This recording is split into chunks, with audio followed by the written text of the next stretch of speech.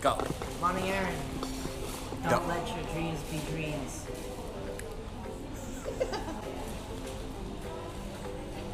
Play hard, run hard. Always be yourself. If you're Batman, then always be Batman. Duh, you're cool, dog. Wow. Okay, okay, my friends. Yeah. Good morning, everyone. Just woke up about half an hour ago. And the travels were very safe, although it was very long and tiring. I got here in the end, which is pretty good. Firstly, London is beautiful in terms of the buildings. It's so nice. Just tell the story first of how I got here. I went to Singapore airport from Melbourne, and you know it was a good flight. During the flight, there was a guy. I was in the middle seat. There was a guy over to the left, you know, full beard, scruffy beard, and long hair. We're just like, yeah, this is a typical.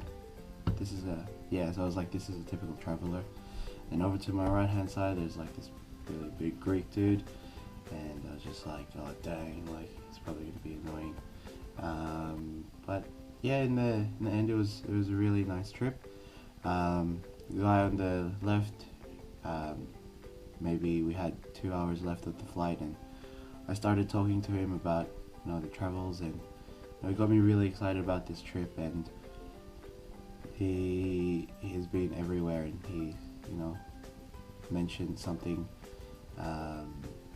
where travel is something that makes him happy, and seeing different cultures and seeing how different people live, that's what makes him happy. And I was thinking, you know, that's something that really resonates with me as well, and so very comforted with that. I didn't get sleep. I didn't sleep on the first flight, and I didn't get up from my seat until about, like, again, 2 hours left for the flight, because the Greek guy next to me was sleeping, and he was snoring, and then he you know, started leaning on me as well. I was just like, cute. And you know, one time he farted as well. It was pretty cool. Singapore Airlines is really cool. You know, asked for all the food and all the drinks, and yeah, it was very nice. Then when I get to Singapore airport, there was a little bit of a delay because I didn't know where I was going, and so many terminals and arrivals and all this kind of stuff, and I had to figure out where my checked-in baggage would be if I wanted to leave. But it was good that, you know, it goes automatically goes to the connecting flight. After the time that I spent to find where I was going, I went outside and I saw Manong Bong and Manong Edgar, and yeah, they were very happy to see me, as I was also happy to see them, and it was very nice to, you know, see family. Yeah, so I woke up and breakfast was already being made, and oh my gosh, my favorite dish, spaghetti, Filipino style, the best. So that was being made, and you know, we were eating it in the morning, so it was nice. And then the other cousins came, so Manong Mayin and Manong Diane, they came, and you know, it was very happy and joyous at that time. And of course, there are so many selfies that was being taken, and I've never felt like such a tourist, but yeah, so that's what we were doing all of the morning. We also Skyped with cousins back in Philippines, so Manong Nots and Manong Noni, we were there, and we were Skyping as well.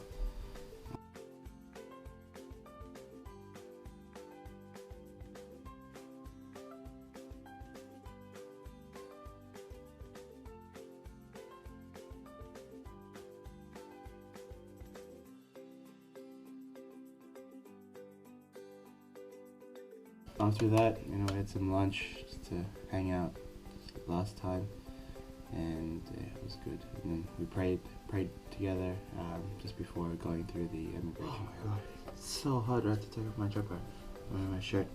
The flight from Singapore to London, I was expecting it to be 8 hours. I've been telling anyone who asked me 8 hours, and I saw the in-flight information. It said time to London. It was 13. I was like, wait, I didn't even realize at all. So I didn't even mentally prepare myself for a 13-hour flight.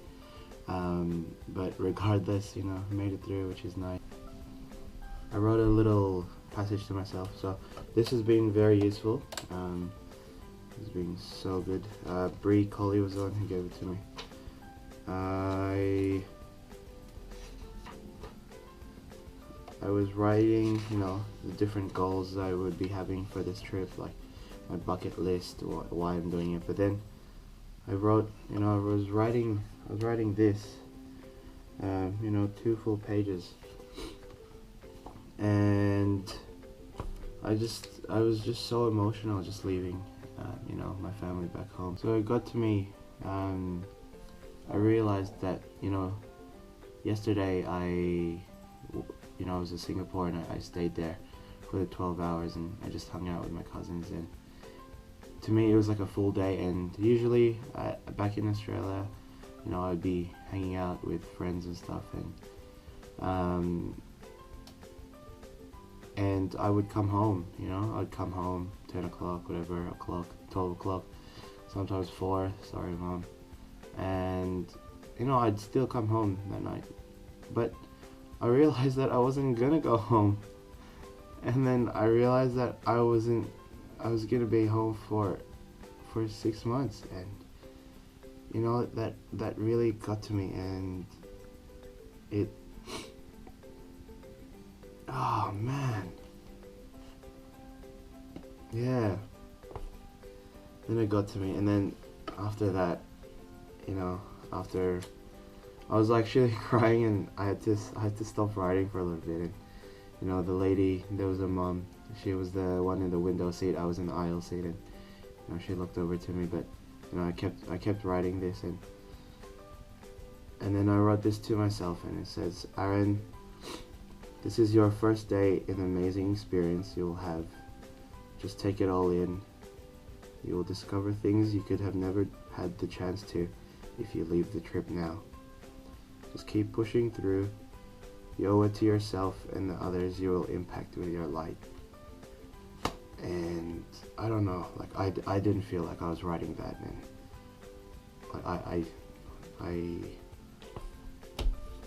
yeah, after that was on the page, and I felt better, and I turned to the family next to me. It was a young boy and the mom, and I asked to play the in-flight game with the boy, and I asked him, I was just like, hey, how old are you? And he said, I'm 13. And then I thought of Josiah, and I was just like, I went to the mom and I said,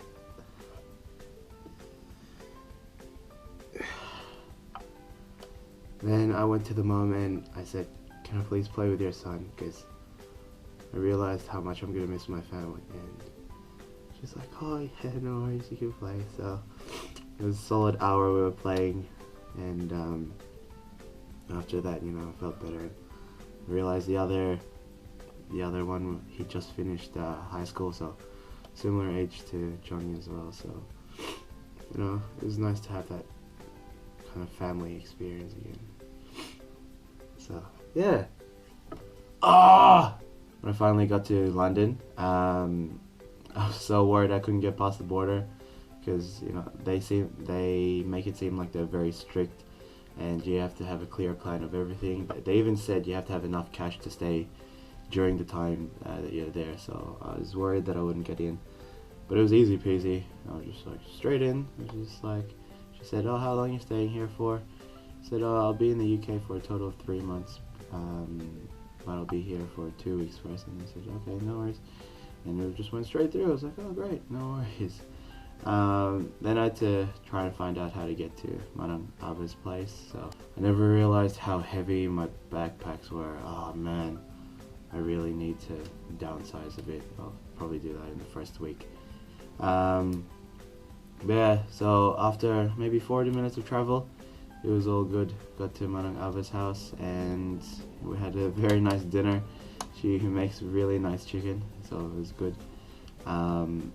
And I had a really nice sleep. This morning I tried to like sleep in so I can at least have a rest, but no, it as far as my mind can tell, it's 8 o'clock here, meaning, you know, it's 8 o'clock anywhere. So that, although I think I was awake for probably 20 hours straight, that was all disregarded, and I still had to wake up at 8 no matter how long I wanted to sleep in for. But yeah, so it's all good now. So today I'm gonna have a little walk around, but I'll post this video first, and next week I'll do some of my adventures. So yeah, all right family, I will talk to you soon. Bye bye.